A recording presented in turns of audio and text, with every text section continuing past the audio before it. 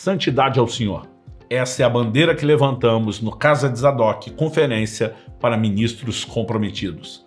Sabemos que no Antigo Testamento a tribo de Levi, uma das 12 tribos de Israel, foi separada para o ministério. Dentre eles estariam tanto os sacerdotes como aqueles que serviriam no templo e na casa de Deus. A pergunta a ser feita é: por que essa tribo em específica foi separada para essa função? A palavra de Deus diz algo a respeito disso, e a resposta é sim.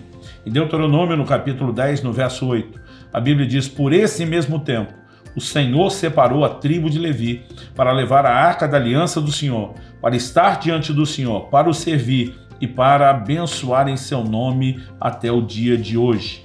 Quando nós lemos a referência por esse mesmo tempo separou o Senhor, nós percebemos que aqui nós não temos apenas um indicativo cronológico de quando Deus separou, mas também a sugestão de por que o fez.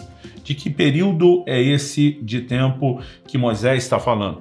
Nesse momento, a palavra Deuteronômio significa segunda lei, repetição da lei, está recapitulando os passos e os movimentos da nação de Israel, e ele fala daquele momento, entre a primeira subida no monte, onde ele recebe os 10 mandamentos, quando desce e vê o pecado do povo com bezerro de ouro, os quebra, depois tem que subir novamente. No intervalo entre uma subida e outra, ele está dizendo que foi nesse tempo que Deus separou a tribo de Levi. O que é que aconteceu nesse tempo? Quando Moisés desce e percebe, como diz Êxodo capítulo 32, que o povo estava literalmente desenfreado em relação ao pecado que estavam cometendo contra Deus. O que nós percebemos, olhando para o texto de Êxodo 32, é que Deus, de fato, chama esse povo a um posicionamento. O verso 25 de Êxodo 32 diz: quando Moisés viu que o povo estava sem controle, pois Arão tinha deixado-a solta para vergonha no meio dos seus inimigos, pôs-se à entrada do arraial e disse: quem é do Senhor, vem até mim. Quando o povo não para de pecar, a Bíblia, outras versões dizem que ele estava literalmente sem freio, desenfreado, não há meios de conter a prática do pecado. Então a Bíblia diz que Moisés se põe em pé à entrada do arraial. Entrada para quem está fora e chega, para quem olha da perspectiva de dentro, a gente poderia até chamar saída, ou seja, ele sai do limite do arraial, ele vai para o lado de fora e ele diz: quem é do Senhor, vem até mim. Em outras palavras, se separem do resto dos que não querem parar de pecar e se posicionem do meu lado. A Bíblia diz assim no verso 26: então se juntaram a ele todos os filhos de Levi. Esse é o momento em que toda a tribo de Levi, inclusive Arão, que tinha sido um dos grandes responsáveis por fazer o bezerro de ouro, sai.